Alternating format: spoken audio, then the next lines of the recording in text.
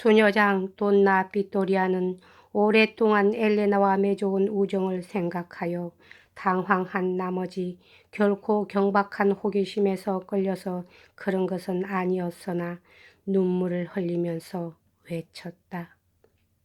도대체 그런 죄를 저지른 경솔한 남자는 누구입니까? 그건 고해 신부님께도 말씀드리지 않았어요. 그런데 당신들에게 그걸 말하겠어요. 두 수녀는 재빨리 의논해서 이 말할 수 없이 무서운 비밀을 다른 수녀들에게 감출 방법을 생각했다. 그 결과 우선 제일 먼저 원장의 침대를 수도원 한복판에 있는 현재의 방으로부터 이 수도원에서 가장 외진 곳인 최근 설비해 놓은 약국으로 옮기기로 했다. 이곳은 엘레나의 헌금으로 정축된 커다란 건물 4층에 있었다. 원장이 사내 아이를 낳은 것은 이 방에서였다. 3주일 전부터 빵집 주인의 아내는 수녀장의 방 안에 숨어 있었다. 이 여인이 아이를 안고 빠른 걸음으로 복도를 지나갈 때 아이가 울음소리를 냈다. 여인은 컵을 집어먹고 지하실로 몸을 숨겼다. 1시간 뒤 돈나 베르나르다 수녀가 의사의 도움을 받아 간신히 화원의 샘문을 열자 빵집 주인 아내는 재빨리 수도원을 빠져나가서 조금 뒤에 쉬를 나갔다. 들판에까지 오자 말할 수 없는 공포에 사로잡힌 이 여인은 다행히 바위 틈에 동굴이 있는 것을 발견하고 그곳으로 몸을 감추었다. 원장은 사교의 신복인 시종장 체자레 델베네에게 편지를 썼다. 체자레는 일러준 동굴로 달려갔다. 그는 말을 타고 왔었다. 그래서 아이를 품에 안고는 몬테 비아스코네를 향하여 쏜살같이 달려갔다. 아이는 성 메르가리타 성당에서 세례를 받고 알렉산드로라는 이름을 받았다. 그곳 여관의 여주인이 유모를 주선해 주었다. 체자레는 이 유모에게 팔스쿠디를 주었다. 세례를 받는 동안 많은 여인네들이 성당 주변에 모여와서 체자레에게 아이의 아버지는 누구냐고 물었다. 로마의 어떤 대감님께서 너희들 같은 시골 여자와 재미를 보신 거야. 그렇게 말하고는 체자레는 사라져 버렸다. 이 수도원에는 300명 이상의 호기심 많은 여자들이 살고 있었지만 여기까지는 모든 것이 잘 되어 갔다. 아무것도 들키지 않았고 아무런 눈치도 보이지 않았으며 아무의 귀에도 들어가지 않았다. 그런데 원장이 의사에게 멋좀 집어준 금화는 로마 조폐국에서 갓 주조한 돈이었다. 의사는 그 중의 몇 잎을 빵집 여자에게 주었다. 그런데 그 남편은 이 여인이 미인이어서 매우 질투를 하고 있었다. 그 남편이 여인의 고리짝을 뒤지다가 눈이 부시게 빛나는 금화를 발견했다. 그는 틀림없이 정부에게서 받은 부정한 돈일 거라고 생각하고 아내의 목에 식칼을 들이대며 출처를 대라고 협박했다. 아내는 얼마 동안 여러 가지 구실을 대보다가 결국 사실을 털어놓아 이런 수습이 되었다. 두 부부는 이런 막대한 돈을 어디에 쓸 것인가에 대해 의논하기 시작했다. 아내는 빚을 갚자고 했으나 남편은 낙이라도 한 마리 사는 편이 좋겠다고 해서 결국 그렇게 하기로 했다. 이웃 근처에서는 이 내외의 가난한 살림살이를 잘 알고 있었기 때문에 이 나귀가 문제가 되었다. 시중의 잔소리 많은 아낙네들은 사이가 좋건 나쁘건 간에 번갈아 찾아와서 나귀를 살 만큼 돈을 듬뿍 준 혹이 있는 서방님은 어디에 있는 누구냐고 물어대는 것이었다. 여인도 화를 내고 말대꾸를 하다가 그만 사실대로 말해버리고 말았다. 어느 날 체자레 델 베네는 아이를 보러 갔다가 돌아와서 원장에게 그 결과를 보고했다. 원장은 편찮은 몸을 이끌고 창살있는 데까지 기어 나와서 제자리의 수하 사람들이 너무나도 가볍게 입을 놀린다고 나무랐다. 한편 사교도 공포에 사로잡힌 나머지 병이 나서 밀라노에 있는 형제들에게 편지를 써서 자기가 소문의 애매한 누명을 쓰고 있다고 호소하고 와서 도와달라고 부탁했다.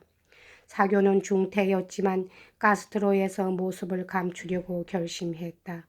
그리고 출발에 앞서 원장에게 편지를 냈다.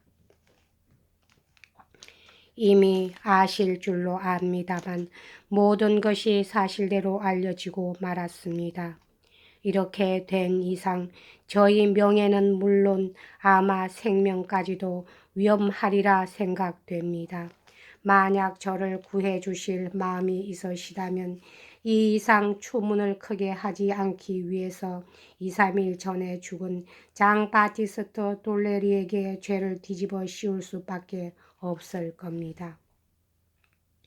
그렇게 한다고 해서 당신의 명예를 회복할 수는 없겠습니다만 그러나 저의 명예만은 어떻게 구제될 수 있으리라고 생각합니다. 사교는 카스트로 수도원의 고해 신부 돈 루이지를 불렀다. 이것을 원장님께 직접 전해주기 바라오. 원장은 이 비겁한 편지를 읽고 나자 그 방에 있었던 모든 사람에게 외쳤다. 어리석은 처녀들은 영혼의 아름다움보다도 육체적인 아름다움을 선택하기 때문에 이런 보상을 받는 거예요. 카스트로에서 일어난 사건에 대한 소문은 재빠르게도 저 무서운 추기경 파르네제의 귀에 들어갔다. 이 추기경은 닥쳐올 교황 선거 추기경 회의에서 엄격파 추기경들의 지지를 받기 위해서 수년 전부터 일부러 그런 성격을 나타내고 있었다. 곧 추기경은 카스트로의 대관에게 사교 치타디니를 체포하도록 명령했다. 사교의 심부름꾼들은 모두 고문당할 것을 두려워해서 도망쳐 버렸다. 오직 체자레 델 베네만이 주인을 배신하지 않고 남아있으면서 한마디라도 주인에게 불리한 증언을 할 바에는 차라리 고문을 받다가 죽겠다고 맹세했다. 치타디니는 저택에서 경찰에게 포위된 것을 보고 다시 형제들에게 편지를 썼다. 그들은 밀라노에서 달려왔지만 사교는 이미 몽칠리오네 감옥에 감금되었다. 원장에 관한 최초의 신문 조서를 보면 원장은 자기의 죄를 자백하면서도 사교 예하와 관계했다는 것만은 부인했다. 공범은 수도원의 고문 변호사 장 바티스트 돌레리였다고 말했다. 1573년 9월 9일 그레고리오 13세는 재판이 신속하고도 준엄하게 진행되도록 명령했다. 형사부 판사와 검사 및 경사를 각각 한 사람씩 카스트로 및 롱칠리오네로 파견했다. 사교의 시종장 체자레 델베네는 아이를 유모에게 데려다준 일밖에는 없다고 자백했다. 돈나 비토리아 및 돈나 베르나르다 앞에서는 그는 신문을 받았다. 이틀에 걸쳐서 고문을 당하고 심한 고통을 받았지만 맹세에 어긋남이 없이 부인할 수 없는 이 일밖에는 자백하지 않았다. 그래서 검사도 아무것도 알아낼 수가 없었다.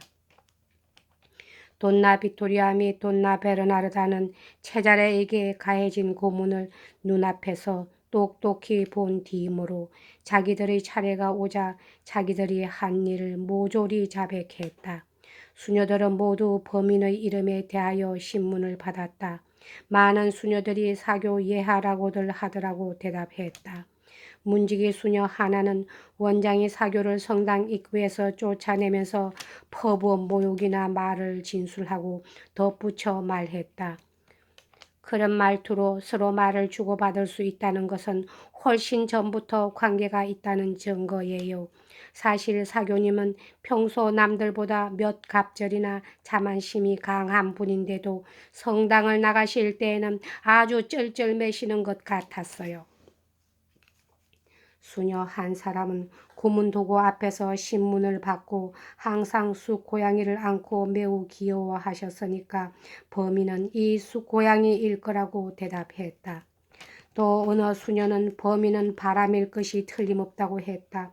바람이 부는 날에는 원장은 매우 기뻐하시고 기분 좋아하시며 일부러 만들어 놓은 망대에 올라가서 바람을 쏘였고 거기 계실 때는 어떤 부탁이라도 반드시 들어주셨기 때문이라는 것이다.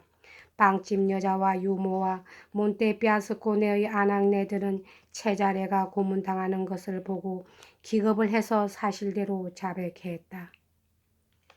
여기까지 하겠습니다.